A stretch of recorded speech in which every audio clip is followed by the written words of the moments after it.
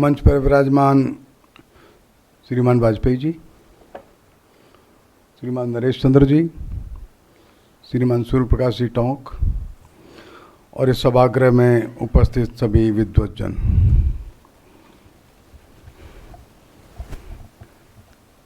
तनुजा जी का बड़ा अधिकार है हमारे ऊपर। चाहे जब हमको बोल देते हैं आना है और फिर कैसी भी मजबूरी हो हम मना कर नहीं पाते, ये हमारी समस्या रहती है। और अगले साल का भी बुक कर दिया है, अगले साल भी हमको आना है। मैं जिस विषय पर आपके सामने कुछ सांकेतिक बिंदु रखूंगा, क्योंकि विषय बहुत बड़ा है। हजारों साल की एक व्यापक सघन परंपरा को कुछ मिनटों में बोल पाना वो कठिन काम है। और इसे संकेत रूप में मैं कुछ बातें आपके सामने प्रस्तुत करने का प्रयत्न करता हूँ। पहली बात, भारत को हम बाकी देशों से थोड़ा अलग अनुभव करें। ये देश पाश्चात्य जगत के नेशन के तरह से नहीं है। एक मौलिक बात है, इस देश की वर्तमान की दुर्दशा का बड़ा कारण एक लाइन का ये बस, हमने अपने राष्ट्र को पाश्चात्य जगत के नेशन के रूप में ले लिया। नेशंस का सेंट्रल पॉइंट पॉलिटिक्स रहती है, राजनीति रहती है, राजा रहता है, सरकार रहती है, सेना रहती है, प्रशासन रहता है। ये टूटता है, नेशन खत्म हो जाता है। किसी भी एक आधार पर नया नेशन बन जाता है।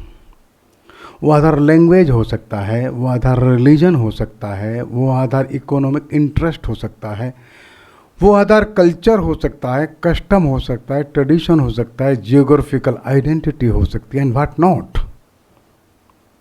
किसी भी एक ग्राउंड पर, किसी भी एक बात पर एक नया नेशन अलग बनता है। और नए नेशन का आधार है हम तुमसे भिन्न हैं, हम आपके साथ रह नहीं सकते, हमारे और आपके बीच में बहुत से द्वेष है, इंटॉलरेंस है, इसलिए अलग हो जाना ठीक है। हम अलग हो जाते हैं, एक नया नेशन जन्म लेता है। भारत इसके ठीक विपरीत है। भारत का जो आधार है वो राजा, शासन, सरकार, सेना, कोई प्रशासनिक सिस्टम ये नहीं है। ये आधार नहीं है, फाउंडेशन नहीं है। भारत का आधार अध्यात्म है। आज हम इसकी चर्चा करेंगे। क्योंकि आधार अध्यात्म है तो अध्यात्म ही सब बातों को दिशा निर्देशित करता है। अध्यात्म सब बातों में प्रोलिफरेट करता है। अध्यात्म सब बातों में अपनी सुगंध देता है। अध्यात्म सब बातों को दिशा देता है, तभी राष्ट्र चलता है। नहीं तो हमारे देश का जो ध्येय वाक्य सत्यमेव जयते काय को होता था, वो न का जरूरत नहीं था। जो हम सत्य कहने की इच्छा रखते हैं, सत्य कहने का सामर्थ्य रखते हैं, क्योंकि हम अध्यात्म से प्रेरित हैं, राजा से प्रेरित नहीं है। राजा गड़बड़ होगा जाने दो। तो इस देश की जो आधार भूमि है वो ये है। अब दूसरा, इस आधार भूमि के सेलिएंट पॉइंट्स क्या है, जो मौलिक कुछ बिंदु, वो क्या है। क्रमांक 1, हमने माना है सर्वत्र ईश्वर है। वो एक ईश्वर सब जगह है, एक होते हुए सर्वव्यापी है। एको देव सर्वभूतेषु गूढ़ः, इसको भिन्न भिन्न प्रकार से हम लोग बोलते हैं। क्रमांक 2, वो सबके अंदर होते हुए समान है। समानम सर्वभूतेषु, वो पढ़े लिखे विद्वान व्यक्ति के अंदर या गरीब के अंदर, निरक्षर के अंदर, राजा के अंदर, रंग के अंदर, काले के अंदर, गोरे के अंदर, उत्तर भाषी को दक्षिण भाषी के अंदर, वो स्त्री है पुरुष के अंदर, बालक है पशु के अंदर, किसी के भी अंदर भिन्न नहीं है, समान है वो। दूसरा सिद्धांत यह है तीसरा सिद्धांत ऐसा है कि जब हम कहते हैं कि सब समान है तो सब सुखी रहे, सबके अंदर परमात्मा है। तो इसलिए भारत सर्व की बात करता है, छोटी बात नहीं करता, अपनी बात नहीं करता। भारत का अध्यात्म सर्व की बात करता, सारी पृथ्वी की बात करेगा, सारी सृष्टि की बात करेगा। एक्सक्लूसिव नहीं है, इंक्लूसिव है। हम कहेंगे तो भवतु सब मंगलम, सबका भला हो, सर्वे भवन्तु सुखिनः। चौथी बात, विरोध तो होगा, विविधता तो होगी, भिन्नता तो होगी, उसके बावजूद भी फंडामेंटल जो यूनिटी है वो अध्यात्म है, क्योंकि ईश्वर की व्याप्ति सर्वत्र सबके अंदर है। और से मेरा विचार नहीं मिलता तो भी कोई दिक्कत नहीं, वेर एग्री टू डिसएग्री। हम आपकी असहमति पर सहमत हैं। एक्सट्रीम डिफरेंसेस के बाद भी सामंजस्य के सूत्र, आत्मीयता के धागे बनाने का काम भारत करता है। और इसलिए रावण तो कैसा है हम जानते हैं, कंस तो कैसा है हम मानते हैं, वो भारत के साथ द्रोह करने वाला जयचंद वो कैसा हम मानते हैं। लेकिन इसके बावजूद रावण, जयचंद, कंस जैसे लोग अपने ही हैं, हमने उनको अपना ही माना, बिराना नहीं माना। उनका संस्कार हम अच्छे से ही करते हैं। रावण मरता है तो संस्कार अच्छे से करते हैं, कंस मरता है संस्कार अच्छे से करते हैं, अपना ही है। थोड़ा सा दिशा भ्रमित हो गया था अपना, ये जो अपना ही है ये इन्फिनाइट तक जाता है, अनंत तक इसकी सीमाएं अपना ही है। वो पाकिस्तान दिन रात झगड़ा कर अपना ही है। सर्वे भवन्तु सुखिनः की व्याख्या में वो भी सुखी रहे। और इसलिए हम कहते हैं एकम सत्य विप्र बहुधा वदन्ति, वो परम सत्य एक। और इस एक छोटे से वाक्य ने भारत के मन को इतना विस्तीर्ण कर लिया कि एकम की दृष्टि और बहुधा का हमारा आंगन इतना बड़ा हो गया कि अनंत सीमा हो गई इसकी, कोई भी इसमें समा सकता है, क्योंकि दृष्टि एकम की है। लाख हो तो करोड़ हो तो अरब हो, कोई भी क्या फर्क पड़ता है, आने दो ना। परम एक सत्य, उसकी जो अनुभूति है, उसका जो साक्षात है, ये टुकड़ा नहीं करता, जोड़ता है। मैंने बताया आध्यात्मिक जो पृष्ठभूमि, आध्यात्मिक आधारशिला के 4 ये मेजर पॉइंट्स है। और भी हो सकते, अभी छोड़ देते।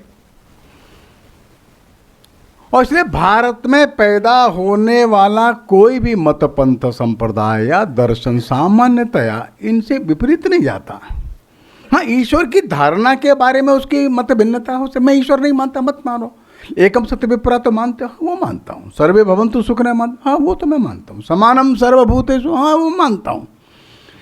भारत का कोई भी दर्शन, मत, पंथ, संप्रदाय, विचार इन मौलिक बातों के विपरीत जाने की हिम्मत नहीं करता, बल्कि उल्टा इनके अनुरूप सिद्ध करने की कोशिश करता है। वो जैन है, चाहे बौद्ध है, चाहे सिख है, वो नाथ है, वो वैष्णव है, आर्य समाजी है, वो तेरापंथी है, कि वो दिगंबरी है, क्या वो वीर शैव है, वो रामदासी है, वो ज्ञानेश्वर को मानता है, किसी को भी मानता है, वो शंकर देव को। आप आश्चर्य करेंगे, जो ये कुछ भी नहीं जानता, ऐसा घनघोर ट्राइबल एरिया में चले जाए, इन 4 बातों को पूछो क्या, हम 4 बातों को तो हम भी मानते हैं। ये भारत की आधार भूमि है। इस आधार भूमि पर भारत का दर्शन हजारों साल तक अच्छे से चलता रहा। वैदिक परंपरा, थोड़ी सी विकृति आई, लगा कर्मकांड बढ़ गया तो मौलिक तत्व को निकाल करके उपनिषद आ गए। फिर लगा ये कठिन क्लिष्ट हो गए, कर्मकांड भी रुका नहीं तो बौद्ध मत आ गया, जैन मत और आगे बढ़ा, हजारों लाखों करोड़ों लोग उस मत को लेकर के आगे बढ़ चले। जब लगा इसमें भी विकृति आ गई, समस्या खड़ी हो गई, मामला नहीं जमता, तो शंकर खड़े हो गए, रामानुज खड़े हो गए। ये परंपरा ऐसे आगे बढ़ती है, अध्यात्म को नहीं छोड़ती, अध्यात्म को पकड़ती है। बड़ी से बड़ी, सुंदर से सुंदर, सर्वांग पूर्ण व्यवस्था भी बिगड़ जाएगी, टिकेगी नहीं। ये भवन देख रहे हैं ना, 100 साल बाद ये टूट जाएगा। जब पार्लियामेंट देख रहे हैं ना, 200 साल बाद ये भी खंडर हो जाएगी। बड़े से बड़ा भवन टूट जाता है, बड़ी सी बड़ी व्यवस्था टूट जाती है। काशी में वहाँ का भवन बनाने वाले एक छोटा सुंदर सा पत्थर लगाते थे, उसके ऊपर बाहर इदमपि न तिष्ठेत, ये भी टिकेगा नहीं, जाएगा एक दिन। तो सुंदर से सुंदर सर्वांग पूर्ण व्यवस्थाएं टूट जाती हैं, क्षरित हो जाती है, गिर जाती है, उनका अवमूल्यन होता है, विकृतियां आती हैं। काल काहे नहीं खाय, काल सबको खा लेता है। अपने यहाँ भी ऐसा होता है। ऋग्वेद में हम देखें जो ऋषि हैं उसमें ऋषिकाएं भी हैं, 23 महिला ऋषिकाएं हैं। आज आप लोगों में से बहुत लोगों को आश्चर्य होगा, महिलाएं वेद की ऋचाओं को साक्षात करने वाली ऋषिकाएं महिलाएं हैं। और एक काल ऐसा आया महिला वेद नहीं पढ़ सकती। ये डिस्टॉर्शन है, ये अवमूल्यन है, ये क्षरण है, या वो परिस्थिति के अनुसार ये लिया गया निर्णय है। ये मौलिकता नहीं है, ये डेविएशन है। काल काहे नहीं खाए, महिलाओं का यज्ञोपवीत होता था। गार्गी है, यमी है, वेवस्वती है, सारा सुंदर जो विवाह हम आज देखते हैं, उस विवाह को देने वाली सुंदर व्यवस्था को इस विश्व में स्थापित करने वाली वो महिला है, उसका नाम सूर्या सावित्री है। हम भूल गए। ऋग्वेद में देखिए ना, विवाह सूक्त है उसके द्वारा दिया हुआ, कैसे कैसे विवाह होता है वो सुंदर लिख देती है। अथर्ववेद में उसको और विस्तार से लिखा है। फिर बाद में कहा नहीं, महिला वेद नहीं पढ़ेगी। ये भी हमने देखा। काल काहे नहीं खाए, शूद्र वर्ग के ऋषि भी है। दीर्घतमस तो शूद्र है, महिदास तो शूद्र है, इसकी ऋचाएं वेद में है। शूद्र स्पर्श हो गया, शूद्र को यज्ञोपवीत से भी वंचित हो गया। ये क्या है? ये एनामली है, ये डेविएशन है, अवमूल्यन है, क्षरण है, विकृति है। किसी काल में आई होगी तब ये परंपरा खड़ी होती है। तब कोई व्यक्ति खड़ा होता है, फिर उसको रिफाइन करता है, फिर खूंटे से लाके बांधता है उसको। मतलब समाज की एक व्यवस्था जो सुंदरता के साथ थी, किसी कारण से बिगड़ गई। समाज में खड़ा होता है एक व्यक्ति, उस समाज को फिर मौलिक व्यवस्था से ला करके बांध देता है। उसका नाम हम लोग कहते हैं आध्यात्मिक पुरुष। और पिछले 1500 वर्षों से हमने नाम दिया संत, हमने नाम दिया सन्यासी, हमने नाम दिया साधु, हमने दिया वैरागी, हमने दिया नाथ, हमने दिया योगी। नाम कोई सा भी दीजिए, भाव एक ही है, भाव तो नहीं है। वो आध्यात्मिक है और अपने इस जीवन में आध्यात्मिक भाव को लेकर के ही आगे काम करता है। जैसे गोरखनाथ तो आध्यात्मिक है, भर्तहरि तो आध्यात्मिक है, लेकिन नाथ है। और इस देश में नाथों का प्रभाव बहुत रहा। आज आपको नाथ ऐसे नहीं दिखते होंगे, लेकिन नाथ बड़े विद्वान थे।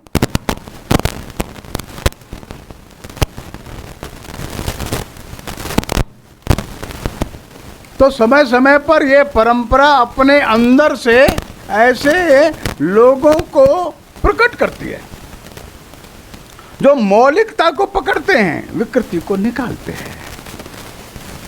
उस परंपरा पर आज हम चर्चा करते हैं। और इसलिए समाज में जब बड़ी विकृति आई और कर्मकांड इतना बढ़ गया, लगा कि बड़ा संकट है। महंगा कर्मकांड, वर्षानुवर्ष चलने वाले यज्ञ, यज्ञों में होने वाली हिंसा, लोगों को लगा अतिरेक हो गया। तब बुद्ध और महावीर का जन्म होता है। बुद्ध मौलिक दर्शन से दूर नहीं जाते, लेकिन बुद्ध ने लोक भाषा प्रयोग करी। देखो उस समय क्या है, संस्कृत में सारा भाषा था, सारा साहित्य संस्कृत में ही चलता था। ज्ञानियों की भाषा संस्कृत ही थी। ठीक है, बुद्ध को लगा कि मैं जो बोलूंगा वो संस्कृत में बोलूंगा तो लोगों को समझ में नहीं आएगा। बुद्ध तो संस्कृत जानते हैं, बुद्ध तो वेद भी पढ़ा है। बुद्ध ने गुरुकुल में, आश्रम में रह करके और उपनिषद भी अच्छे से अध्ययन किए हैं। लेकिन बुद्ध ने उस समय की जो पाली है, अर्थात सामान्य भाषा है, बहुत कठिन व्याकरण नहीं, बोलचाल, वो उसमें बोला। ये आवश्यकता थी समय की। महावीर ने भी उसी भाषा को ले लिया। और समाज में भी ऊंच नीच आ गया था, अस्पर्शता नहीं थी, अनटचेबिलिटी नहीं थी। अनटचेबिलिटी मतलब स्पर्श करने से पाप होता है, स्पर्श करने से अपवित्र होता है, ये नहीं था। पूरे बुद्ध के वांग्मय में, वो मौलिक वांग्मय में कहीं पर भी हमको अस्पर्शता शब्द नहीं मिलेगा, अनटचेबिलिटी नहीं है। हाँ, ऊंच नीच तो है, छोटी जाति है बड़ी जाति, ये तो था। बुद्ध इसके विपरीत संघर्ष करते हैं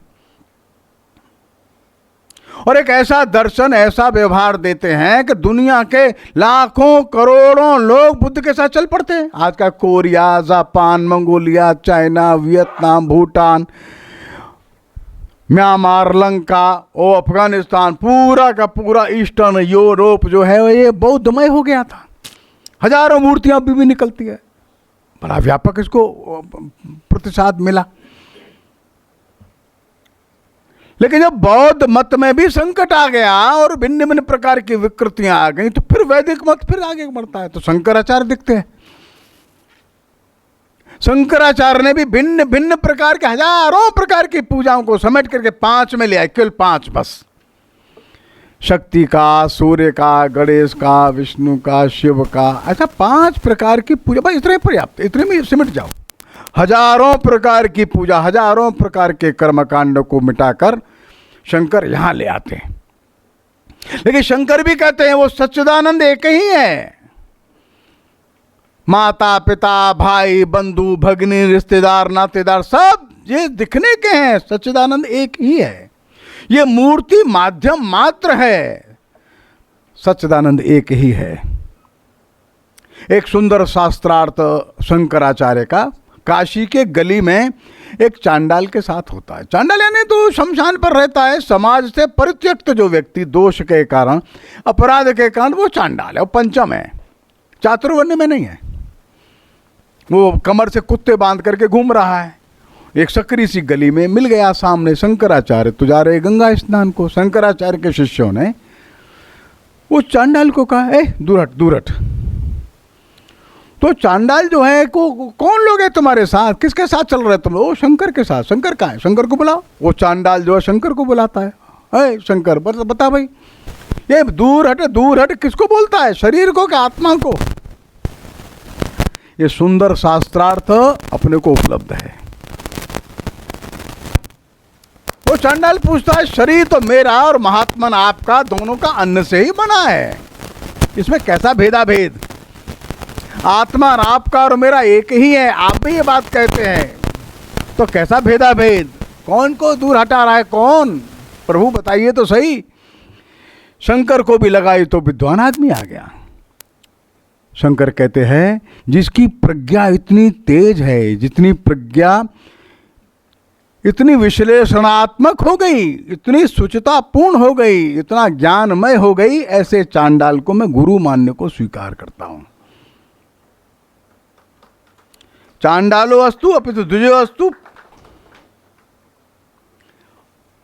जिसकी मनीषा इतनी पवित्र हो गई है, उसको मैं गुरु मानने को स्वीकार करता हूं। यह है शंकर का। और शंकर सारे देश भर में घूमते घूमते एक ही बात कहते हैं, जो भी कुछ दिख रहा है ये अद्वैत है। कोई भी प्रकार का द्वैत ठीक नहीं है, कोई भी प्रकार का डिवीजन ठीक नहीं है, कोई भी प्रकार का विभाजन ठीक नहीं है। ये तो बात सही है कि समाज में विकृति तो आ गई है, लेकिन विकृति का शोधन कैसे करना, विकृति में से कैसे निकाल करके लाना समाज को, यह समस्या है। समाज में विकृति तो आती है और हजारों साल का इतिहास हमको विकृति दिखाता है। शंकर के बाद काल और कठिन हो गया और संतों की जो परंपरा इसके बाद हमको दिखती है। हम संत शब्द कहते हैं, इसके बाद प्रारंभ होता है। इस्लाम का एक बड़ा कठिन आक्रमण है। इस्लाम एक ऐसा समुदाय है जो घोर असहिष्णु है। किसी भी प्रकार से अपने मत को स्थापित करने के लिए कटिबद्ध होकर के भारत में प्रवेश करता है और वो यह काम दुनिया के बहुत देशों में कर चुका है। सारे के सारे समाज को इस्लाम के अंदर ले आना ये उसका परम पवित्र कर्तव्य है और इसलिए मंदिर भी तोड़ देता है, गुरुकुल भी तोड़ता है, विश्वविद्यालय भी तोड़ता है, पुस्तकालय को आग लगाता है। महिलाओं को जबरदस्ती ले जाता है, बाकी को मतांतरित करता है, नहीं मतांतरित हो तो उनको उपयोग में लाता है, उनसे टैक्स लेता है, नहीं तो उनकी हत्या करता है। ये पूरा कालखंड 800-900 वर्षों का हम देखते हैं। ये महाविकट काल है, कठिन काल है, और सारे दुनिया के इतिहास में भारत का यह काल सबसे कठिन काल है। लेकिन मित्रों, बंधुओं, बहनों, भारत का यह एक स्वर्णिम काल है।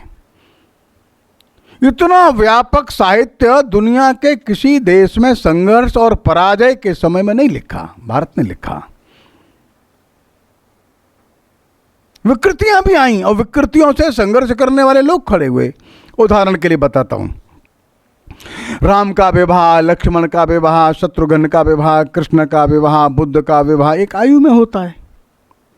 कोई बाल विवाह की एक भी घटना भारत में कोई दिखती ही नहीं। इस्लाम आया, बाल विवाह आ गया। रात्रि को विवाह की परंपरा हमारे देश में नहीं थी। इस्लाम आया, विवाह रात्रि को होने लगे। भारत में पर्दा नहीं है। आप अजंता एलोरा की गुफा देखिए, रामायण देखिए, महाभारत देखिए, पर्दा है ही नहीं। महिलाएं पर्दे में नहीं है। इस्लाम आया, भारत में पर्दा आ गया। और जो जो राज्य ऐसे इस्लाम के ज़्यादा अधीन रहे, वो पर्दा अधिक है। वो हरियाणा है, वो अपना पंजाब था, राजस्थान, उत्तर प्रदेश, यहाँ पर्दा। मणिपुर में काय का पर्दा? कोई पर्दा नहीं है। उत्तरांचल में कोई पर्दा नहीं है। पूरे नॉर्थ ईस्ट में कोई पर्दा है ही नहीं है। यह सती व्यवस्था कहाँ से आ गई? प्रथा कहाँ से चली? इस्लाम आया, हजारों की संख्या में महिलाएं तो अग्नि में जलने लगी। ये भी हो गया। जब मैंने बताया कि वेद पढ़ने पर प्रतिबंध क्यों आ गया, वो इस्लाम आया, ये प्रतिबंध आता चला गया। महिला वेद नहीं पढ़े। अरे लड़कों के वेद पर ही संकट था तो महिला कहां से पढ़ लेती? लड़कों के ही गुरुकुल खत्म हो गए। सारे दुनिया में बड़े भारी जलयान के चलाने वाले, जलपोत के चलाने वाले बड़े बड़े व्यापारी भारत के थे। समुद्र यात्रा प्रतिबंधित हो गई। समुद्र यात्रा पर जाना तो प्रायश्चित करना। लोकमान्य तिलक गए तो प्रायश्चित किए। केपी जायसवाल थे, बड़े भारी पॉलिटिकल थिंकर थे, विदेश गए तो प्रायश्चित किए। गांधी जी भी विदेश जा रहे थे तो जो आदमी गांधी जी को उधार लोन पर पैसा देने वाला तो मना कर दिया, मैं नहीं दूंगा पैसा, ये विदेश जा रहा है, ये तो अपवित्र हो जाएगा। और गांधी जी की कम्युनिटी ने प्रतिबंध लगा दिया, कोई भी अगर छोड़ने जाएगा ना उस पर 100 रुपये जुर्माना लगेगा। गांधी जी के भाई छोड़ने के लिए गए तो गांधी जी की बिरादरी ने बुला करके उन पर 100 रुपया दंड लगाया, देना पड़ा। विदेश यात्रा प्रतिबंधित हो गई। इतना बड़ा हम ग्रीक समाज को अपने यहाँ ले लिए, सारे कुषाणों को पचा गए, यूनानियों को पचा गए, शकों को हमने पचाया, सबकी शुद्धि हो गई, सब विलीन हो गए। वो समाज एक भी मलेच्छ को पचाने के लायक ही नहीं बचा। किसी का झूठा पानी क्या पी लिया, किसी का हाथ का छुआ भोजन क्या कर लिया, किसी ने छोटा सा गऊ मांस का टुकड़ा कुएं में क्या डाल दिया, पूरा पूरा गांव चला गया, वो त्याज्य हो गया। शेख अब्दुल्ला का 2 पीढ़ी पहले परिवार तो ब्राह्मण है, जिन्ना का 2-3 पीढ़ी पहले परिवार तो सब हिंदू है, मुफ्ती साहब का भी 2-3 पीढ़ी पीछे परिवार है, सब हिंदू है। यह समाज सारी दुनिया को एक्सेप्ट करता था, सारी दुनिया को अपने अंदर एसिमिलेट करता था, छूने से डरता था। इतनी कठोर दीवार खड़ी की इसने। ये प्रतिबंध आ गए, ये वर्जनाएं आ गई, रेस्ट्रिक्शंस आ गए। और मैं मानता हूं रेस्ट्रिक्शंस के कारण से ही ये समाज बचा, नहीं तो बचता ही नहीं, चला जाता, सब चला जाता, कुछ नहीं बचता। इतनी कठोर दीवार थी, उसको पेनिट्रेट करना उनको भी मुश्किल था, इनको भी मुश्किल था। जो गया सो गया। दुनिया में ऐसा उदाहरण आपको कहीं मिलेगा जो राजा के यहां झाड़ू लगाता हो, राजा का पानी नहीं पीता हो। और ये नियम सारे देश में था, कश्मीर से लेकर के कन्याकुमारी तक, पंजाब से लेकर के और आसाम तक। वो नवाब थे, वे शासक थे, वे राजा थे, लेकिन उनके यहाँ सफाई करने वाला कर्मचारी उनका खाना नहीं खाता था, उनका छुआ नहीं पीता था पानी। But this was the restriction imposed by the government, imposed by the society on itself. समाज ने अपने ऊपर ही वर्जना लगाई थी, अपने ऊपर ये रेस्ट्रिक्शंस हमने इम्पोज किए थे, वो आवश्यक थे, तब बचा समाज, तो नहीं बचता। आज उसके ऊपर टीका टिप्पणी और भी तरह की हो सकती है, लेकिन जब ये विकृति आ गई तो दूर कौन करेगा इसको? तो ये समाज संत इसको दूर करने के लिए लड़ते हैं, पर समय समय पर इन प्रतिबंधों के विरोध में भी लड़ते हैं, इन बुराइयों के विरोध में भी लड़ते हैं। कुछ जानबूझ करके आई, कुछ अनजाने में आई। अब हम संत समाज को देखते हैं, संत समाज खड़ा होता है। तो पहला संत जो हम कह सकते हैं वो रामानुजाचार्य है। अपने परंपरा में दक्षिण में पैदा हुआ, तमिलनाडु में, बाद में कर्नाटक में चले गए। एक भक्ति का भाव जगाते हैं। कहते हैं मल्लिकापुर वहां गया तो उनका मंदिर तोड़ दिया, मूर्ति को ले आया। तो रामानुजाचार्य अपने साथ बड़े विद्वानों को लेकर के आ गए दिल्ली। उस मूर्ति को नवाब को मांगा। मल्लिकापुर और उसके राजा लोग थे, वो मूर्ति को ठीक है आप ले जा सकते हो, ले गए। लेकिन इस मूर्ति की पूजा करने का काम वो तो मल्लिकापुर की बेटी करने लगी। उसका नाम है बीबी नच्चियार। वो जब चले गए तब इसको ध्यान में आया, हमारी मूर्ति लेकर के वो बाबा चला गया। वो पीछे पीछे वो भी आ गई। कर्नाटक में मेलुकोट का एक मंदिर है, वो आते आते मंदिर तक पहुंच गई वो भी। उसने रामानुजाचार्य को कहा मैं भी रहूंगी मंदिर में। रामानुजाचार्य ने कहा तुम भी रहो। आजीवन वो कृष्ण की भक्ति में ही रही। मर गई, स्वर्गवासी हो गई, उसकी समाधि वहीं बना दी। रामानुजाचार्य ने भेद नहीं माना। रामानुजाचार्य ने सभी जाति बिरादरी के लोगों को पूजा व्यवस्था में सम्मिलित कर लिया। This was the reformation. जो आ गई थी भिन्न भिन्न प्रकार की रूढ़ियां, उनको रामानुज ने दूर कर दिया, नया भाष्य लिखा। और शंकराचार्य के बाद बड़ा प्रतिभा संपन्न, मेधा संपन्न, बड़ा समाज सुधारक रामानुजाचार्य। आचार्य उसको बोलते हैं तो गीता, ब्रह्मसूत्र और उपनिषद तीनों का अपना भाष्य लिखता है, वो आचार्य कहलाता है। शंकर के बाद रामानुज। ये भक्ति का जो आंदोलन है ये संत लोग चलाते हैं। अब कठिन काल है, अधिकांश भारत में तो अपना राज्य चला ही गया है। राजा तो चला गया, मूर्ति भी नहीं, मंदिर भी टूट गया, कुछ है नहीं, गुरुकुल भी बचे नहीं, बड़े बड़े आश्रम गए, विश्वविद्यालय गए, आश्रय देने वाले ही चले गए, बचाने वाले चले गए। जहां हिंदू जाकर के इकट्ठा होता था बड़े बड़े मंदिर गए। अब क्या करें, मंदिर छोटे छोटे घर में आ गया। बड़ा बड़ा गुरुकुल गया तो प्रशिक्षण का अपना जो केंद्र था वो तो घर ही बन गया।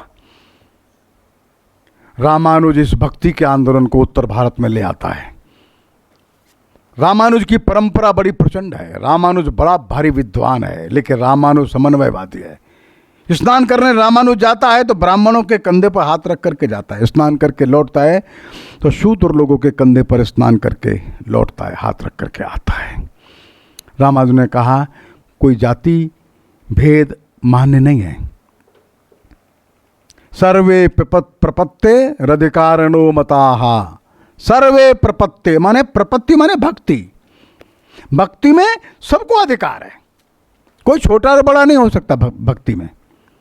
उनके गुरु ने एक मंत्र दिया, देखो ये मंत्र है, एक अष्टाक्षरी मंत्र दिया, ओम नमो नारायणाय नमः। तो ऐसा एक अष्टाक्षरी मंत्र उनको दिया।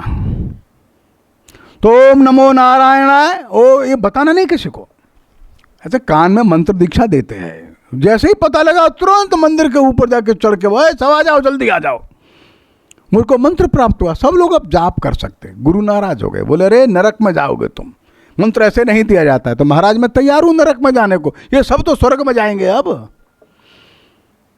अर्थात ये मंत्र दीक्षा का अधिकार भी सबको है। रामानुज की परंपरा में काशी में एक रामानंद पैदा होता है, वो बड़ा विलक्षण संत है। काशी के पंचगंगा घाट पर बैठ करके वे साधना करते हैं। वे मूर्ति नहीं रखते, लेकिन राम के आराधक है। युगानुकूल शास्त्रों की व्याख्या करते हैं। और एक बड़ी शिष्य परंपरा रामानंद की खड़ी हो जाती है। आपको आश्चर्य होगा, तो ब्राह्मण है रामानंद, लेकिन शिष्य परंपरा में गैर ब्राह्मण बड़े हैं, ब्राह्मण भी है, लेकिन जो गैर ब्राह्मण है वो अधिक प्रसिद्धि पाते हैं। उनमें कबीर है, उनमें रैदास है, उसमें धन्ना है, उनमें महिलाएं भी हैं। ये रामानंद ऐसा क्रांतिकारी संत है जो पहली बार हिम्मत करता है कि प्रभु की प्रार्थना संस्कृत के अलावा भी लिखी जा सकती है। यह 12वीं 13वीं शताब्दी है। तो आप लोगों ने एक आरती सुनी होगी, हनुमान की आरती की जय हनुमान लला की, सुनी आप लोगों ने? ये कब की है? ये 13वीं शताब्दी की है। ये हिंदी की पहली आरती है। वो संस्कृत का बड़ा प्रकांड विद्वान है, लेकिन संस्कृत का विद्वान होते हुए भी ऐसी आरती लिखता है जिसको सामान्य जन बोल सके। वो लोग बोलते हैं आरती की जय हनुमान लला की 700 साल बाद हम लोग बोलते हैं, कभी टीवी पर सुन लेते हैं, कैसेट भी बज जाते हैं तो लोग सुनते हैं। ये एक सुधार है कि सामान्य जन संस्कृत के मंत्रों को नहीं जानता, सामान्य जन एक हिंदी जानता है। उनकी शिष्य परंपरा में कबीर पैदा होता, तो कबीर हिम्मती संत है, अक्खड़ी संत है। कबीर गृहस्थ संत है। कबीर कपड़ा बुनता है, कपड़ा बिक्री करता है, घर चलाता है, भीख मांगने नहीं जाता, भिक्षा नहीं मांगता। लेकिन कबीर जुलाहा है, कहते हैं कि मुसलमान के घर में पालन पोषण इसका हो गया है, विवाह हुआ है तो मुसलमान महिला से विवाह इसका हो गया है। लेकिन राम का भक्त है, वैष्णव है, अपने को वैष्णव कहता है, राम का भक्त कहता है। राम का भक्त कुत्ता भी कहता है अपने, कबीरा कबीरा कुत्ता राम का, मुतिया मेरा नाम, और गले राम की जेवड़ी जित खेचे तित जाऊं। कबीर ने अपने को मुसलमान कभी नहीं कहा। कबीर जुल्हा कहा, वैष्णव कहा, कुत्ता कहा, नाथों की बात करता है, योग साधना की बात करता है, लेकिन मुसलमान नहीं कहता। लेकिन कबीर क्या करता है, पूछता है हिम्मत से, अरे तुम बड़े ऊंची जाति के, हम नीची जाति के, ऐसा कैसे हुआ जरा बताओ जरा हमको। वो हिम्मत से पूछता है, जो तुम खाते हो हम खाते हैं, जैसे तुम्हारा जन्म वैसे मेरा जन्म, और तुम उच्च कुल वर्णीय हो गए, हम निम्न कुल वर्णीय हो गए, क्या रीजन क्या है, कारण क्या है। और लाठी लेके पूछता है, अक्खड़ी भाषा में पूछता है। कभी कभी भाषा उसकी कर्कश हो जाती है, लोगों को नाराज करती है। कबीर की भाषा कैसी भी रही हो, लेकिन कबीर बात तो सच कहता है, और सच कहता है इसलिए मान्यता पाता है। कबीर एक ऐसा संत है जो समाज में एक ऐसा वर्ग बन गया, जिसको वाणी नहीं, जिसको मंच नहीं, जिसको अधिकार नहीं, जिसको सामाजिक न्याय भी नहीं, उसको मंच, वाणी, न्याय, अधिकार सब दे देता है। कबीर आओ मेरे पास आओ ना, चिंता मत करो, आ जाओ। लेकिन कबीर एक लोक जीवन की वाणी बोलता है। कबीर जो है एक अच्छा परिवार कैसा होना चाहिए इसकी बताता है। कबीर ईमानदारी, प्रामाणिकता का संदेश देता है। एक एक एक धागा बुनता है, कपड़ा बुनता है, मेरे राम जी पहनेंगे, मेरे राम जी ले जाएंगे। राम जी माने ग्राहक। कबीर कपड़ा बुन करके मार्केट में लाता है, उनको कपड़ा बिक्री करता है, उससे घर चलाता है। कबीर इस देश में अध्यात्म का एक सुंदर संदेश देता है। हमारी कमाई राम जी के साथ, राम जी के लिए है, इसमें गड़बड़ मत करो, इसमें बेईमानी नहीं, इसमें भ्रष्टाचार नहीं। आध्यात्मिक भाव से घर चलाओ, आध्यात्मिक भाव से जीवन चलाओ। कुरीतियों को छोड़ दो, ढोंग पाखंड छोड़ दो, व्यर्थ का कर्मकांड छोड़ दो। अगर तुम बेईमानी करते तो गंगा नहाने से क्या होने वाला है, ये मेंढकी स्वर्ग को जाएगी। फिर तो जो दिन भर जीवन भर पीढ़ी दर पीढ़ी गंगा में ही रह रही है, ये तो बिल्कुल बैकुंठ को जाएगी। और ऐसा कठोर प्रश्न पूछता है, लोग बिलबिला जाते हैं, लेकिन कबीर मानता नहीं। कबीर एक सुधारवादी आंदोलन चलाता है और देश में एक नया नेतृत्व लेता है। बाद में हमको जो गुरु नानक देव दिखाई देते हैं, तो इसकी आधारशिला कबीर रखता है। और ये गुरु ग्रंथ साहब में बहुत बड़े शब्द जो है कबीर के आते हैं। ये शिष्य किसका? शिष्य रामानंद का है। रामानंद का शिष्य रैदास है, वो तो जूता सिलता है, जूता सिलते सिलते भक्ति करता है। प्रभु जी तुम चंदन हम पानी। हम कौन है? हम तो पानी की तरह। पानी की क्या वैल्यू है, पानी की क्या कीमत है? ऐसी पानी तो चाहिए मिले, आप चंदन है। हाँ, लेकिन ऐसा ध्यान रखिए प्रभु जी, आप अगर हमारे साथ नहीं मिलेंगे तो आपकी कोई कीमत नहीं है। बिना पानी के चंदन की क्या कीमत है? उसकी सुगंध तो पानी के साथ घिसने के बाद है। प्रभु जी तुम मोती हम धागा, वैल्यू तो मोती की कीमत है, धागे की क्या कीमत है? और हम नहीं रहेंगे तो तुमको कौन पहनेगा गले में? हम हैं तब ना आप गले में विराजमान है प्रभु जी। तो ऐसी भाषा बोलता है, लोगों को समझ में आती है। अर्थात मनुष्य जो है ये भगवान के कारण से महानता प्राप्त करता है। अध्यात्म का ऐसा सुंदर भाव ये रैदास देता है। तो झाली रानी है, चाहे मीराबाई है, वो वहाँ चित्तौड़ से दौड़ कर आती है, दरवाजे पर खड़े होकर के भगवान का भजन गाती है, सामाजिक समरसता का संदेश लाती है। वो बड़े सिसोदिया कुल राणा परिवार की मीराबाई है, वहाँ की कुल वधू है। लेकिन एक चर्मकार के घर के दरवाजे पर वो भिक्षा मांगती है कि आप मेरे को शिष्या बना सकते हैं। रैदास ने कहा तू तो बहुत बड़े घर की है। अरे बड़े घर की क्या हूं? रैदास का मीराबाई का शास्त्रार्थ भी होता है, चर्चा भी होती है, लेकिन ये शास्त्रार्थ ज्ञान का नहीं है, ये भक्ति का है। ऐसे उत्तर प्रदेश की बड़ी भारी संत परंपरा धीरे धीरे उत्तर प्रदेश खड़ी हो जाती है। हम देखते हैं उसमें तुलसीदास आते हैं। रामानंद की शिष्य परंपरा में शिष्य नहीं है, ये 3 पीढ़ी बाद पैदा होते हैं और संस्कृत के बड़े विद्वान हैं। ये तुलसीदास संस्कृत का बहुत प्रकांड विद्वान होने के बाद भी लोक भाषा में रामचरितमानस लिखता है, काशी के गंगा के घाट पर बैठकर। वो तुलसीदास जानता है कि समय बड़ा विकट है, कठिन काल है, बहुत तरह के संघर्ष चल रहे। राजा भी अपना तो बचा नहीं, प्रजा में भी कोई संदेश देने वाला बचा नहीं, मंदिर बचे नहीं, गुरुकुल बचे नहीं, क्या करे, कहां जाएं?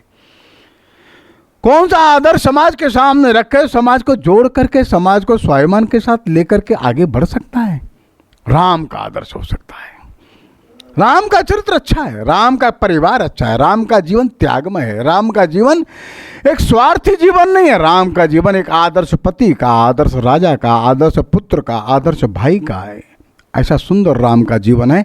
राम का राज्य सुंदर राज्य है, मैं उसी की भक्ति करता हूं।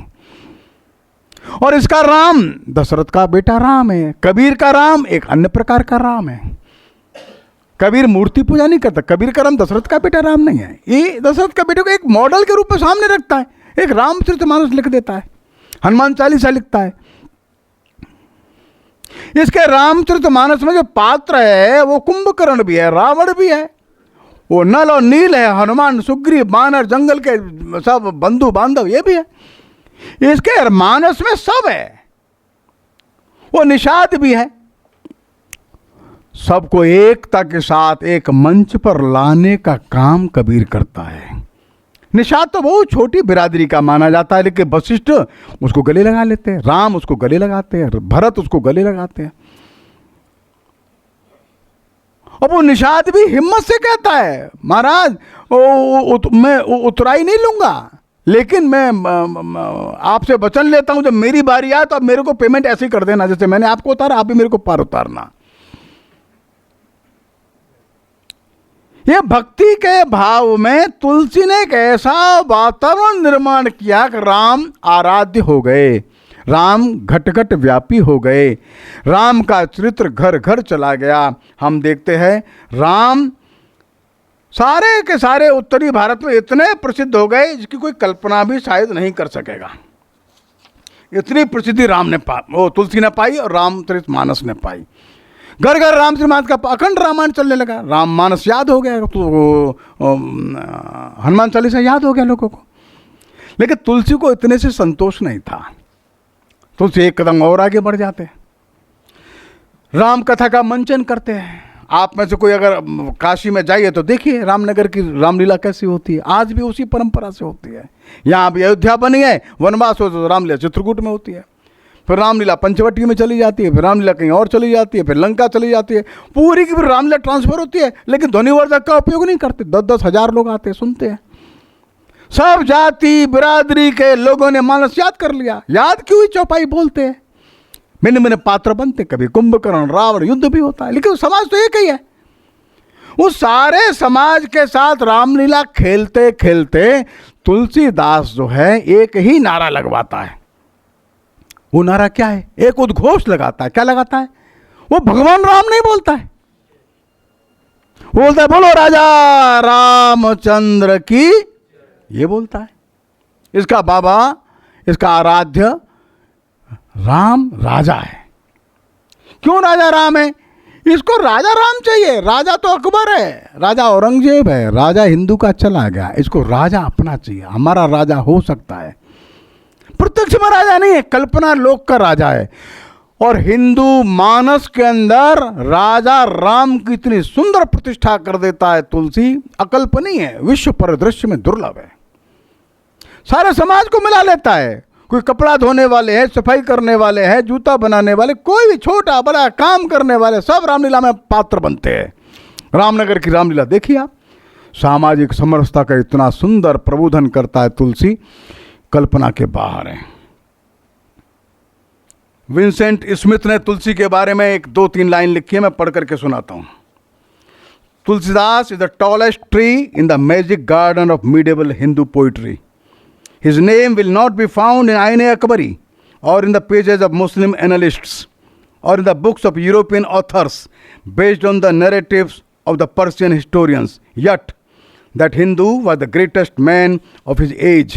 In India, greater even than Akbar himself, in as much as the conquest of the hearts and minds of millions of men and women affected by the poet was an achievement infinitely more lasting and important than all the victories gained in war by the monarch. ये एक बेताज का बादशाह तुलसी स्थापित हो गया। आज हम देखते हैं लोग राम कथा, रामचरितमानस की कहते, लगभग 450-500 वर्ष बीत गया, तुलसी लोगों के हृदय में बैठ गया। तुलसी नहीं बैठा, राम का आदर्श बैठा। पराजित समाज के आत्मग्लानि से भरे हुए निराशा पूर्ण समाज के अंदर अपने राजा, अपना धर्म, अपना व्यवहार, अपना सामाजिक पारिवारिक जीवन, इनकी मान्यताओं को फिर से स्थापित करने का काम ये बाबा करता है। ये छोटा बड़ा काम नहीं था, बहुत अभूतपूर्व काम था। ग्रियर्सन एक बड़ा विद्वान है, वो तुलसी के बारे में लिखता है, if we take the influence exercised by him at the present time as our test, he is one of the 3 or 4 great writers of Asia. Over the whole Gangetic Valley, his great work, the Ramayana, is better known than the Bible is in England.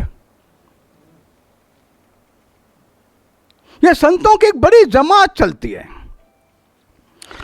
आपको ये सुन के आश्चर्य होगा, ये संत अब धीरे धीरे हर बिरादरी में चले गए, मतलब हर बिरादरी से आने लगे। कोई सी जाति ऐसी नहीं है जिस जाति में से, बिरादरी में से संत खड़े न हो गए हो। संत खड़े हो गए और स्वाभिमान के साथ खड़े हो गए। इन संतों ने किसी राजा की दरबारी नहीं करी, ये चाटुकारिता में नहीं गए, राजा की प्रशंसा में पद लिखने वाले ये लोग नहीं थे। और एक बार तुलसीदास को लेने के लिए रहीम आ गए। रहीम ने कहा चलो अकबर के दरबार में चलते हैं, हमारा बहुत अच्छा जान पहचान है वहाँ, हमारा अच्छी पहुँच है वहाँ। रहीम तो दरबारी था, सेना का सारा काम रहीम देखता था। रहीम बहुत विद्वान था, 8-9 भाषाओं का जानकार था। लेकिन आपको जानकारी होगी, रहीम राम भक्त भी था, रहीम शिव भक्त भी था, रहीम कृष्ण भक्त था, रहीम गंगा भक्त था। रहीम ने कई भाषाओं में लिखा है, संस्कृत में भी लिखा है, रहीम ने पर्शियन में लिखा है, अरेबिक में लिखा है, हिंदी में लिखा है, ब्रज में लिखा है। और जहांगीर के समय जहांगीर ने रहीम को कहा तू अंग्रेजी सीख ले अब जा, तो रहीम ने इंग्लिश भी सीखी थी। खैर वो अलग बात है। तो रहीम ने जब कहा बाबा तुलसी को चलो दरबार में चलते हैं, तो तुलसी कहता है हम चाकर रघुवीर के, हम तो रघुवीर के नौकर है, राम के नौकर है, पट्टो लिखो दरबार। उनके दरबार में हमारा पट्टा लिखा हुआ है, हम उनके दरबार में बैठते हैं। अब तुलसी का होंगे नर के मनसबदार। अब मनुष्य की मनसबदारी अपने से नहीं हो पाएगी, तुम जाओ, तुम रहो वहां। मत दिस वाज द करेज।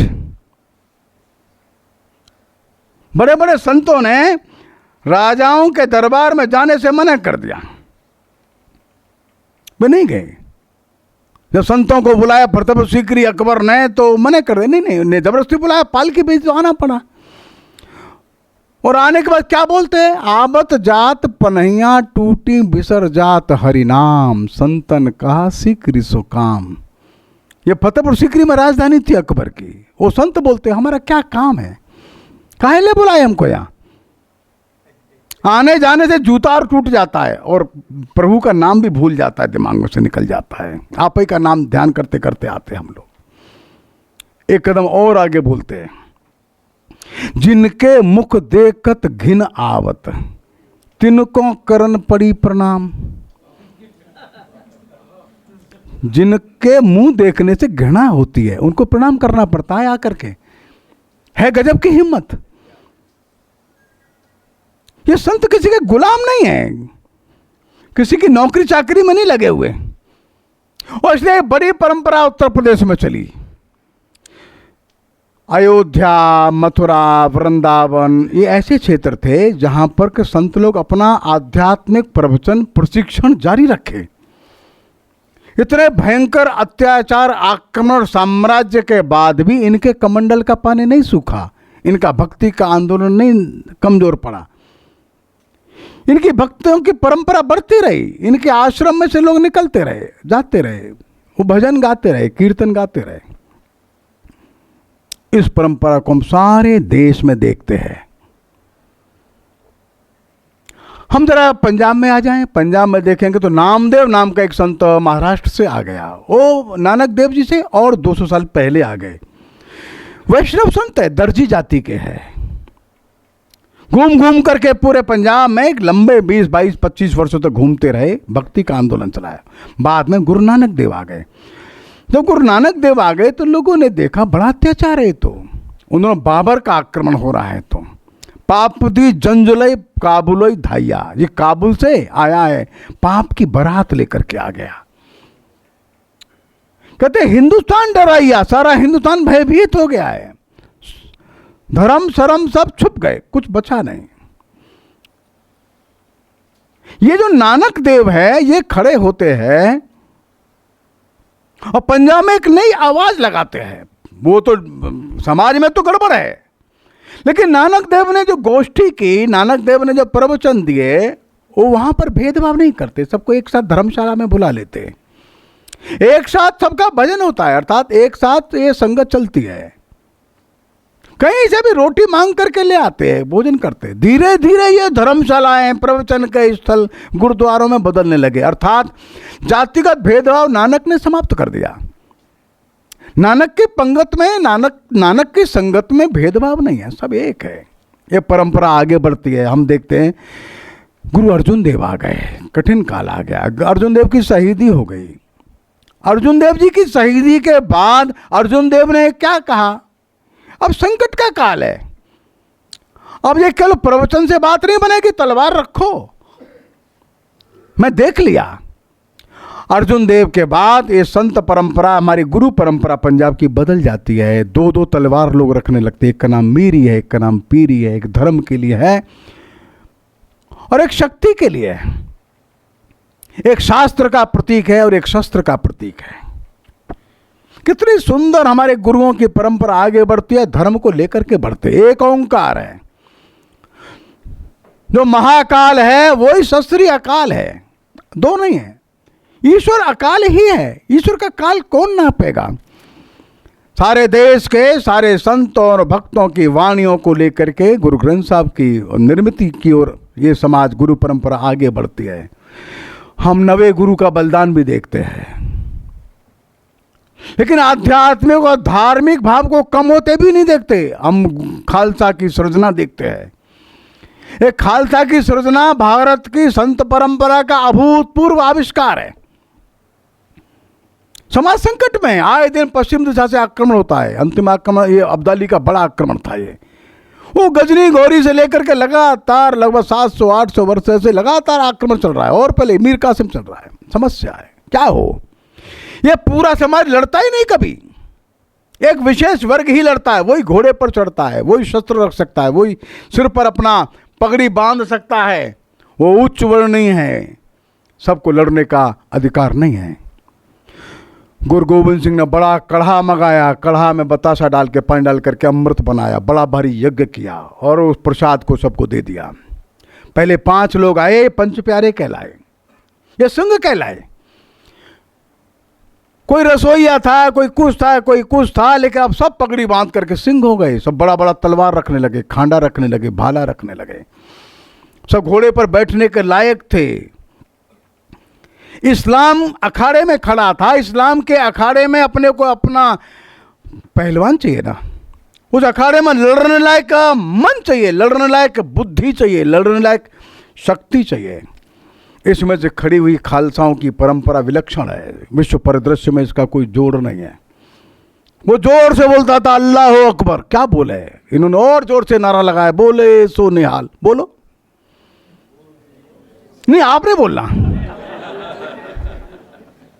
वे सब लोग एक साथ बैठ करके खाना खाते थे, हिंदुओं को गाली देते थे, तुम क्या लड़ोगे हमसे, अलग अलग तुम्हारा चूल्हा देखो ना। जब सेना लड़ती थी मैदान में, एक जगह खाना नहीं बनता, हजारों जगह चूल्हे में आग निकलती दिखती थी, हजारों जगह धुआं निकलता दिखता था। वो मुसलमान हंसता था, ये क्या लड़ेंगे हमसे, एक साथ खाना नहीं खा सकते, खाना बना नहीं सकते, एक दूसरे को खिला नहीं सकते। गुरु गोविंद सिंह ने कहा नहीं, हम खा सकते, हम खिला सकते, हम बना सकते। एक लंगर शुरू हो गया, सब लोग आते थे, कौन जाति कौन बिरादरी खत्म हो गया। उन्होंने पगड़ी बांधा, इन्होंने और पगड़ी बांधा, उन्होंने दाढ़ी रखा, उन्होंने भी दाढ़ी रख लिया, चिंता न करो आ जाओ। वो हिंदू को चिढ़ाने को गाय काटता था, तो इन्होंने कहा सुअर काट सकते, चलो सुअर को भक्ष्य घोषित कर दिया गया। वो 5 बार नमाज पढ़ता था, 5 बार यहां भी प्रार्थना होने लगी, चलो आओ देखते हैं। वहां वो गुरु था, वही खलीफा था, यहां भी गुरु था, ये राजा हो गया, चिंता ना करो आ जाओ। हर मुद्दे पर ठीक भाषा में जवाब देने वाली ये परंपरा हमको दिखती है। ये सिपाही भी है, सैनिक भी है, धर्म का रक्षक भी है, अध्यात्म केंद्रित है, दिन में 4 बार 5 बार प्रभु का नाम लेता है। यह सुंदर जो परंपरा खड़ी हुई, तो हम संघर्ष के लिए आगे बढ़े। अगर यह परंपरा न होती तो पंजाब जो है पूरा जाता, दिल्ली में पाकिस्तान की सीमा होती, ये पक्का मान लीजिए।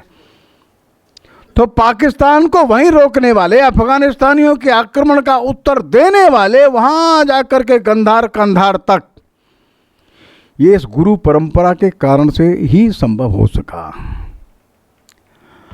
हम एक कदम आगे बढ़े तो महाराष्ट्र की ओर आए, तो यहाँ बड़े भारी संत लोग मौजूद थे, एकनाथ थे, तुकाराम थे, रामदास थे, लेकिन इन्हीं में ऐसे संत भी बहुत सारे थे। गोराय कुमार है, वो राका है, बंका है, सबता है, कोई माली है, कोई सुनार है, कोई महार है, भिन्न भिन्न जातियों के थे, लेकिन ज्ञानेश्वर के शिष्य थे, सब भक्ति में लीन थे, विट्ठल विट्ठल विट्ठल विट्ठल करके भजन गाते थे, गीता का भाष्य करते थे। समर्थ गुरु रामदास ने ऐसे अखाड़े शुरू करे, जो अखाड़े तुलसीदास ने सारे उत्तर प्रदेश में शुरू किए थे, वे अखाड़े रामदास ने महाराष्ट्र में शुरू करे। राम की भक्ति जगाई, राम के मंदिर, हनुमान के मंदिर बना दिए उन्होंने भी, हजारों हनुमान के मंदिर पूरे महाराष्ट्र में बन गए। ये आध्यात्मिक पुरुष थे समर्थ गुरु रामदास, लेकिन अपने भजन में ओवी में लिखते हैं कि मारता मारता घ्यावे राज्य आपले। अब देखिए संत है, बोलता क्या है, मार मार के राज्य अपना प्राप्त करो।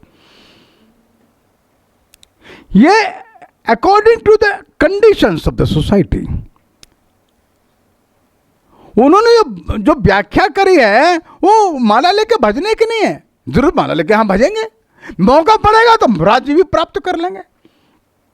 तो शिवाजी महाराज जो खड़े होते हैं, उसके पीछे पूरे महाराष्ट्र की एक आध्यात्मिक शक्ति है, जो तुकाराम, एकनाथ, चोखा मेला, गोरा कुम्हार, ये सब तैयार करते हैं। शिवाजी खड़े होते हैं, जैसे मौका पड़ता है दौड़ करके मिल जाते। ऐसा मराठा साम्राज्य खड़ा होता है, कर्नाटक से लेकर के अफगानिस्तान की सीमा तक राज्य स्थापित करता है। इसके मूल में आध्यात्मिक जागरण है। हम कर्नाटक में देखें तो हम बसवेश्वर बैठा है, कनकदास बैठा है, कनकदास तो शूद्र है, भेदभाव का सामना भी करता है, कृष्ण की भक्ति भी करता है। बसवेश्वर ने वीर शैव पंथ चलाया, बसवेश्वर ब्राह्मण परिवार का है, लेकिन सब जातियों को लेकर के माँ बाप ने घर से बाहर निकल गया। आज वीर शैव मानने वाले कर्नाटक में बहुत बड़ी संख्या में लोग हैं, 17-18% लोग हैं, भेदभाव नहीं मानते। शादी में, विवाह में, पूजा में, कर्मकांड में किसी में भेदभाव नहीं मानते, कर्मकांडों से विमुक्त करते। हम तमिलनाडु में देखें तो वहां पर मिलेंगे 12 आलवार है, वैष्णव भक्त हैं, उसमें 4-5 तो शूद्र परिवार के हैं, महिला भी है। 63 9 में आ रहे हैं वो शैव भक्त हैं, उनमें तो बहुत बड़ी संख्या में शूद्र है। ये जो भक्ति का जो आंदोलन है सारे देश में, केरल में देखे नंबूद्री है, वो भी भाष्य करते कृष्ण के ग्रंथों, गीता, महाभारत, रामायण सबका, और सबको बुला लेते। आगे की परंपरा में हम देखें तो नारायण गुरु केरल में आ गए तो एडवा जाति के शूद्र हैं, लेकिन फिर भी वो मंदिर स्थापित करते हैं। नारायण गुरु एडवा जाति के शूद्र है, लेकिन संस्कृत पढ़ने के लिए प्रोत्साहित करते हैं। कम्मन ने रामायण लिखा तमिलनाडु में, बहुत पुराना रामायण है वो सबके लिए एक है। हम देखेंगे ये परंपरा सारे देश में आश्चर्यजनक है। उड़ीसा में पंचसखा है, आंध्र में वेमना है, बंगाल में चैतन्य महाप्रभु है, एक से बढ़कर एक है। काल के अनुसार चैतन्य महाप्रभु संस्कृत के बड़े भारी प्राध्यापक है, बड़े लेखक है, और बड़ा भारी ज्ञान नहीं बघारा उन्होंने। फिर एक छोटा सा मंत्र लिया, क्या, हरि बोल, बस, बाकी सब ठीक है। कीर्तन करके देखो तो सही, सैकड़ों हजारों को लेकर के कीर्तन करे, कुछ नहीं लंबा चौड़ा, कुछ नहीं, हरि बोल हरि बोल हरि। 1 घंटे तक इतना ही चलता है, लोग रोने लगते हैं। नवद्वीप का जो माँ का जो मौलवी है उसको शिकायत हो गई, देखो ये तो सबको हिंदू बना रहा है, बदमाश है, ठीक करो इसको। उन्होंने फतवा जारी कर दिया, कोई नवद्वीप में कोई भी हरि बोल नारा नहीं लगाएगा। तो ये तो बाहर गए हुए थे, कई दिन बाद वापस लौटे, लोगों ने कहा प्रभु क्या हो गया, ये तो बैन लग गया, प्रतिबंध लग गया हरि बोलने पे। कौन लगाया? वो मौलवी लगाया। कल देखेंगे, कल क्या देखेंगे, कल देखेंगे। चलो घर से बाहर निकले, 1-1 2-2 को निकाला बाहर, लोग डर रहे। अरे बोलो ना, हरि बोलने में क्या दिक्कत है? 5-10 हो गए। तो जोर जोर से मृदंग बजने लगा और झांझ मंजीरे बजने लगे, और बीच में चैतन्य महाप्रभु अपना बोलते बोलते नृत्य करते आगे निकले। हर घर से लोग निकल आए, हजारों लोग हो गए। मौलवी साहब के घर पहुंच गए। मौलवी साहब के घर के बाहर जोर जोर से कीर्तन चल रहा है। मौलवी साहब बेचारे घबरा गए, होगा क्या है भगवान आज। मौलवी साहब ने दरवाजा खोला, सब उनके घर के अंदर बड़ा मकान आंगन में कीर्तन चलने लगा।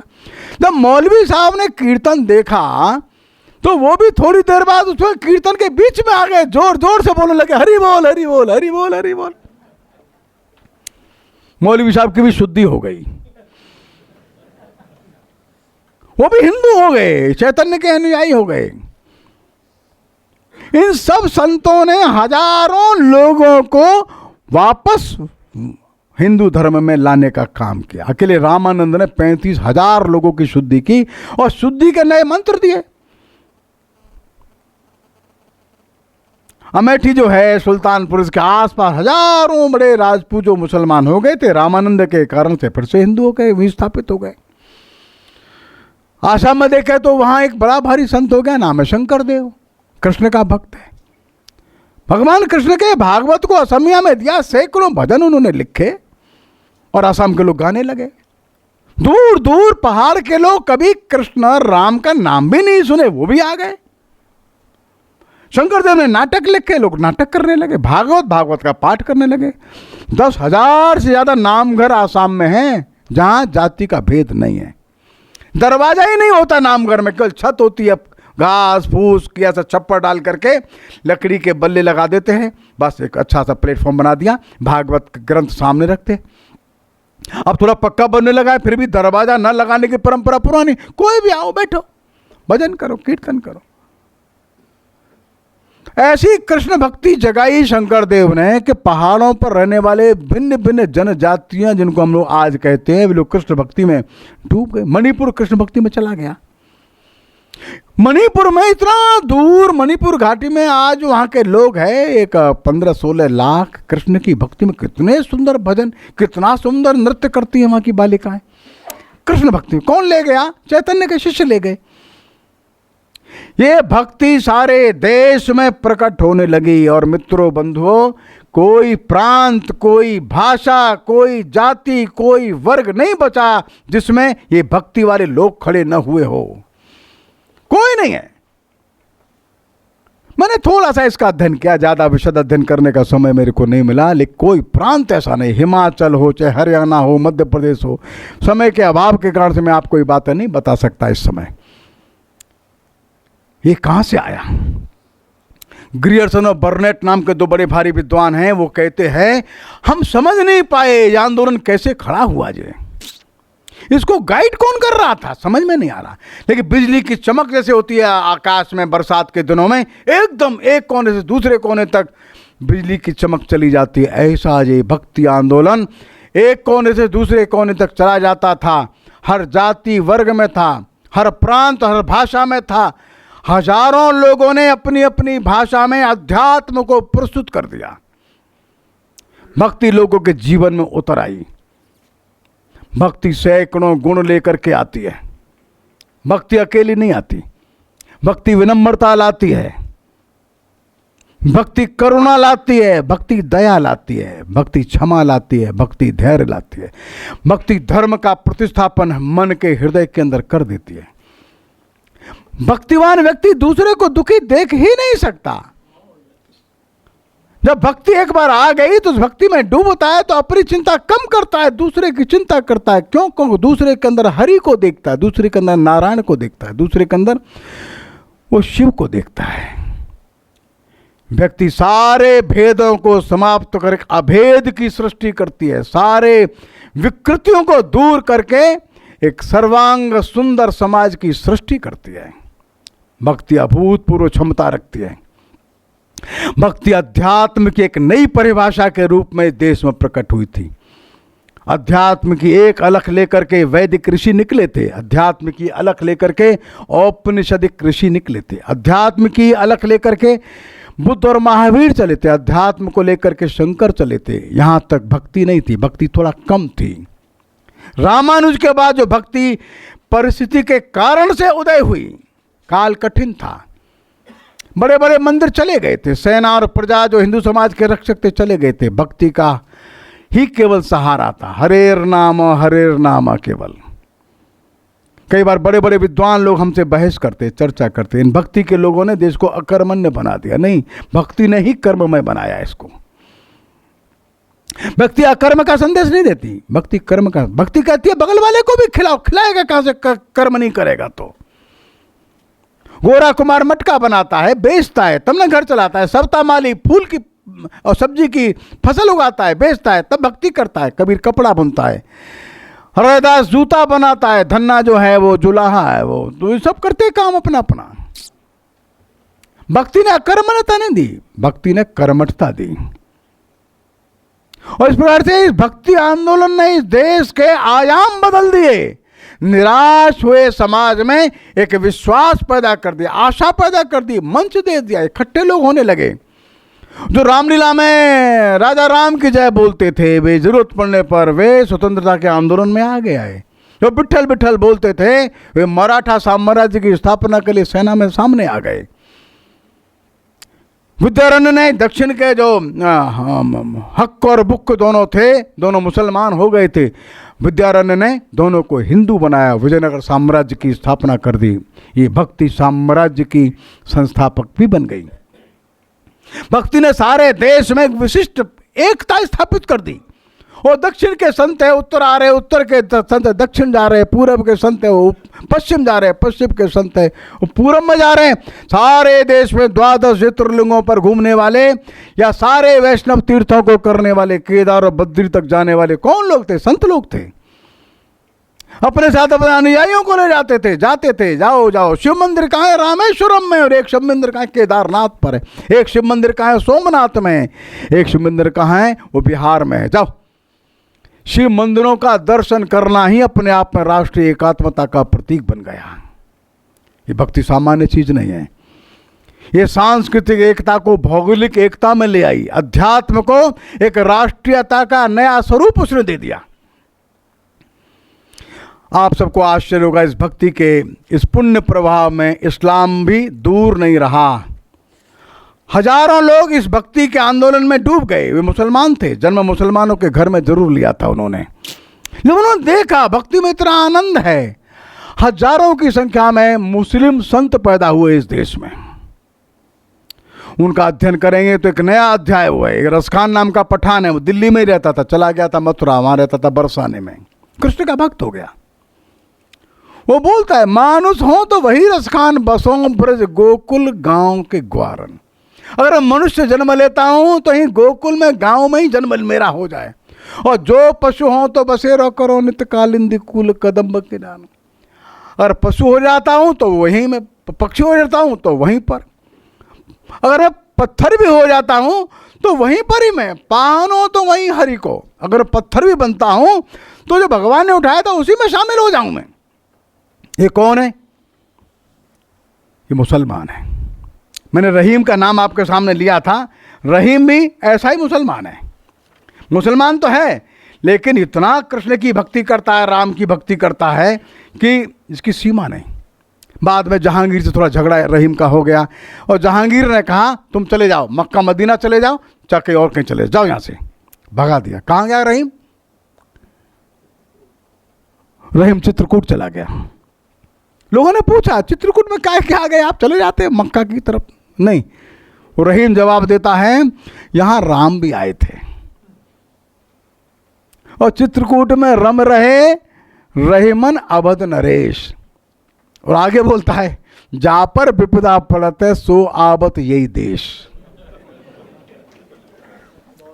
कभी कभी हम नाना जी को पूछते थे, नाना जी आप क्यों आए चित्रकूट में? रहीम कहता है जा पर विपदा पड़त है सो आवत यही देश। तो हम नाना जी को मजाक में पूछते थे, नाना जी आप पर कौन सी विपत्ति आई थी, आप चित्रकूट में आए? तो हम रहीम का साहित्य देखेंगे तो आपको आश्चर्य होगा। रहीम के साहित्य में कृष्ण भक्ति भी है, राम भक्ति भी है, गंगा भक्ति भी है। एक बार रहीम ने बोला गंगा के बारे में कि गंगा विष्णु के चरण से निकलती है, शिव के सिर पर विराजमान हो जाती है, शिव को छोड़ के चली जाती है। हे भगवान हमको गंगा न बनाना। क्या है, साथ नहीं देती, किसी का साथ नहीं देती है। विष्णु के चरण से निकली, ब्रह्मा के कमंडल में आई, शिव के सिर पर आई, छोड़ करके चली गई। रहीम कहता है अच्युत चरण तरंगणी शिव सिर मालत माल, हरि न बनायो सुरसरी की जब इंदब फाल।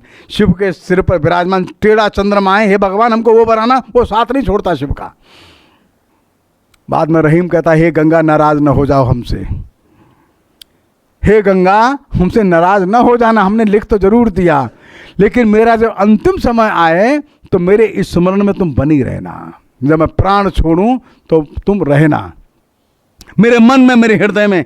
तो फिर लिखता है अच्युत चरण तरंगणी शशेखर मौले मालती माले, मन तन वितरण समय हरता दया न में हरता।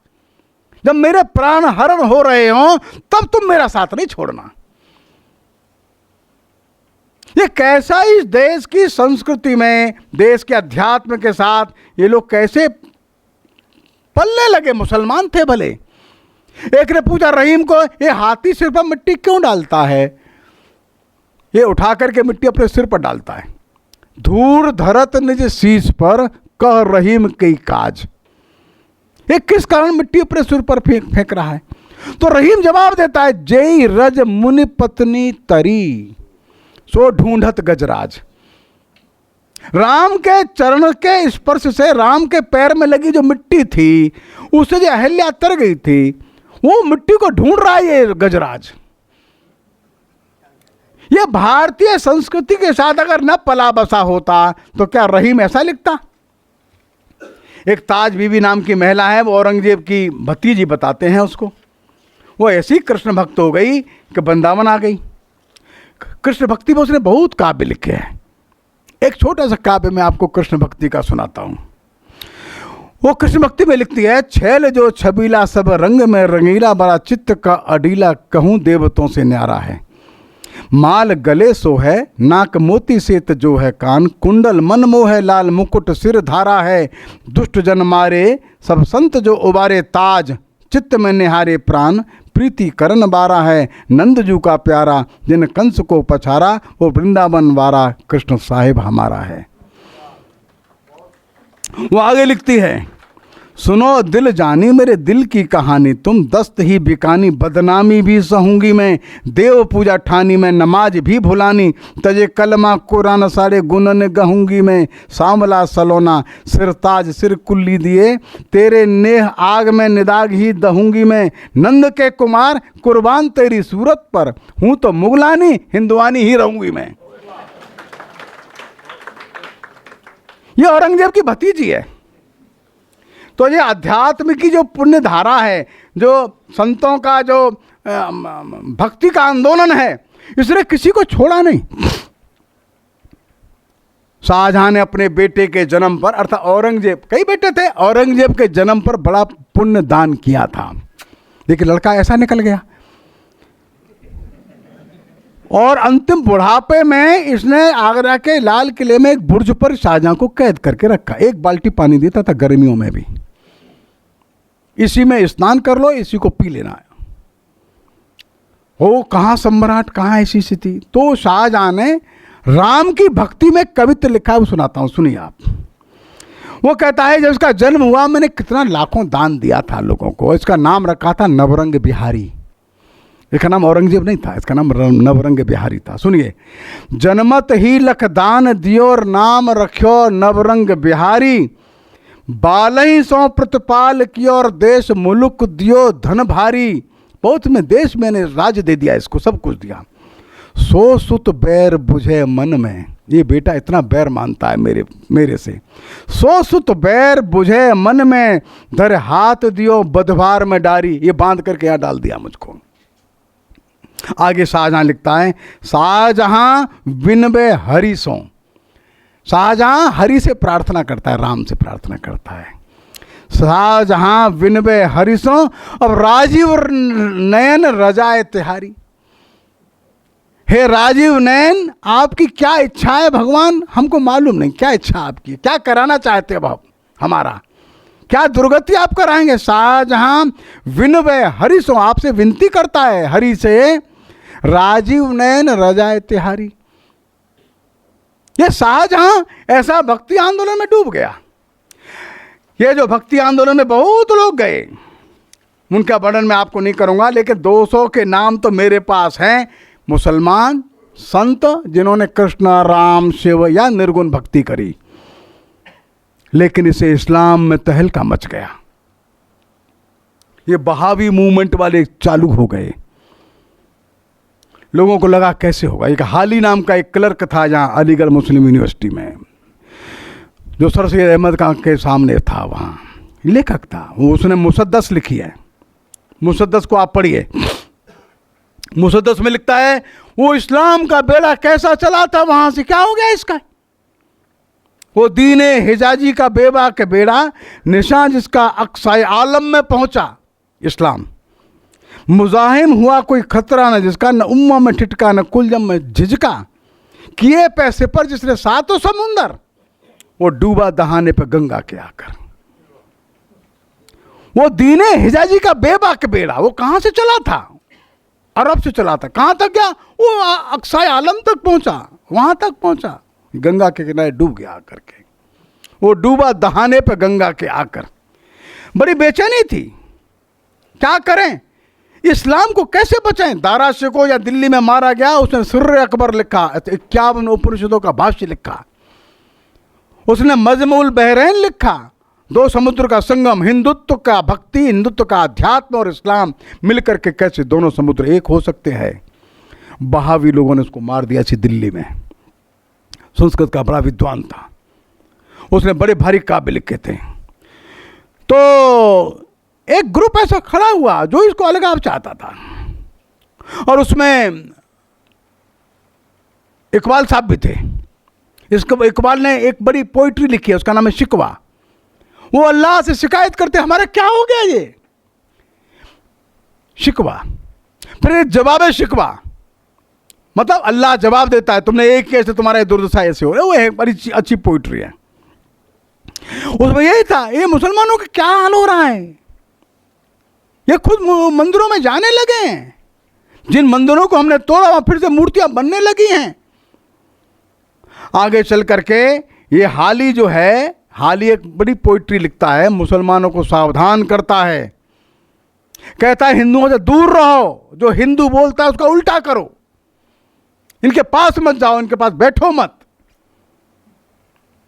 हमें वाइजों ने यह तालीम दी है, वाइज माने जो विद्वान लोग हैं, समझदार लोग, हमें वाइजों ने तालीम दी है, शिक्षा दी है कि जो काम दीनी है या दुनियावी है, दीनी माने जो रिलीजियस है, दुनियावी माने जो सारे दुनिया का है, घर गृहस्थी का है, जो काम दीनी है या दुनियावी है, मुखालिफ की रीस उसमें करनी बुरी है, उसमें आप हस्तक्षेप मत करिए।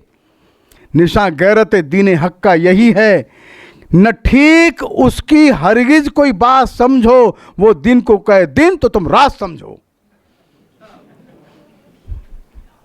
उनकी कोई बात ठीक मत समझो तुम, न ठीक उसकी हरगिज कोई बात समझो, वो दिन को कहे दिन तो तुम रात समझो। इस कदर वो लोग बेचैन हो गए, ये कहां जाएंगे सब लोग, ये सब चले जाएंगे।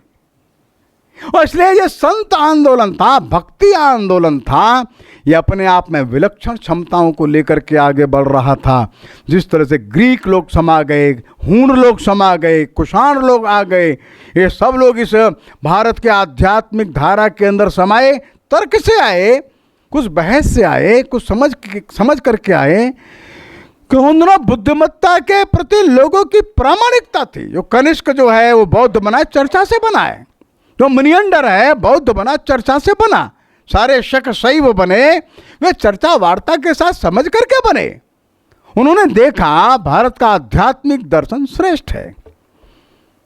जो आसाम में, जो थाईलैंड से आए जो अहोम लोग थे, वो आध्यात्मिक चर्चा विचार विमर्श के बाद वे अध्यात्म में आ गए, हिंदू हो गए। लेकिन इस युग में लोग जो आ रहे थे, भारत के भक्ति के आंदोलन को देख करके आ रहे थे। बड़ी मात्रा में लोग भक्त हो रहे थे। नानक के शिष्य, चैतन्य के शिष्य, रामानंद के शिष्य, कबीर के शिष्य, रैदास के शिष्य, सैकड़ों मुसलमान थे, वे सब हिंदू हो रहे थे। इसलिए खतरा बढ़ गया। हे भगवान, क्या हुआ? एक बड़ी दिशा बहावियों की शुरू हुई, कट्टरपंथी शुरू हुए। लेकिन भारत के इस भक्ति आंदोलन ने इतनी कठिन परिस्थितियों को कैसे झेला और समाज को कैसे बचा करके ले आ गए, ये भारत के इतिहास का बड़ा स्वर्णिम पृष्ठ है। 700-800 वर्षों में जो साहित्य लिखा गया वो अभूतपूर्व है। हजारों ग्रंथ लिखे गए। अंग्रेज जानता था कि ये आध्यात्मिक आंदोलन, भक्ति आंदोलन एक बड़ा ऐसा आंदोलन है जो अगर फिर से लोगों की दृष्टि में आएगा, देश फिर खड़ा हो जाएगा। इसलिए उन्होंने महत्व नहीं दिए। वामपंथियों को भी लगा कि इसमें खतरा है।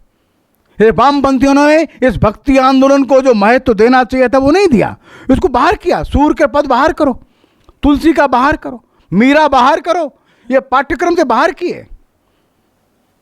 कि भारत में भक्ति आंदोलन तो भारत की एकता का आधार है। क्यों? भक्त जो है विभाजन की बातें नहीं करता।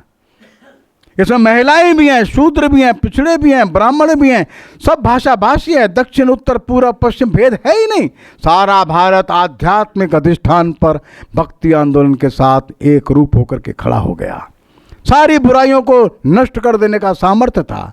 सारे देश के विभाजन को नष्ट करने का, अविभाज्य समाज खड़ा कर देने का सामर्थ्य था। जिनको वाणी नहीं, जिनको सामर्थ्य नहीं, उनको मंच और वाणी देने का सामर्थ्य, देने का सामर्थ्य इस भक्ति आंदोलन में था। हमारे रामविलास शर्मा वामपंथी हो गए। उन्होंने बहुत बड़ी पुस्तकें लिखी, 70-80 पुस्तकों के रचयिता वे हैं। अंतिम दिनों में उन्होंने एक बड़ा भारी लेख लिखा। उन्होंने लिखा, इस भक्ति आंदोलन बड़ा सामर्थ्य है। आज भी भारत की बहुत समस्याओं को समाधान करने का सामर्थ्य भक्ति आंदोलन रखता है, बशर्ते इन प्रगतिवादियों से इसको बचाना होगा। वे वामपंथी थे, लेकिन वामपंथी होते हुए कह रहे हैं इन लेफ्टिस्टों से इसको बचाना होगा, अन्यथा ये उत्तर भारत के संतों को दक्षिण भारत से भिड़ा देंगे। वैष्णवों को शैवों से भिड़ाएंगे, मुस्लिम संतों को हिंदू संतों से झगड़ा करा देंगे। वैष्णव शैव का झगड़ा, उत्तर दक्षिण का झगड़ा, मुसलमान और हिंदू का झगड़ा, निर्गुणिया और सगुणिया का झगड़ा, ये करा देंगे जी। इनसे बचा करके चले, भक्ति आंदोलन देश में फिर से समस्याओं का समाधान कर सकता है, क्योंकि उसका आधार अध्यात्म है। अध्यात्म इस देश की सनातन धरोहर है। अध्यात्म इस देश की आधार भूमि है। जब कभी कठिन काल आता है तब अध्यात्म अपने नए रूप में प्रकट होता है। कभी बुद्ध और महावीर, कभी शंकर और रामानुज, कभी संत और साधु। इस देश को बचाना होगा, देश को कभी भी आगे बढ़ाना होगा, हिम्मत से समस्याओं से लड़ना होगा, तो अध्यात्म अपना नया रूप रख करके आगे बढ़ेगा। वो सामर्थ्य इस देश में है। ये मैंने आपके सामने सांकेतिक रूप से रखने का प्रयत्न किया। नमस्कार।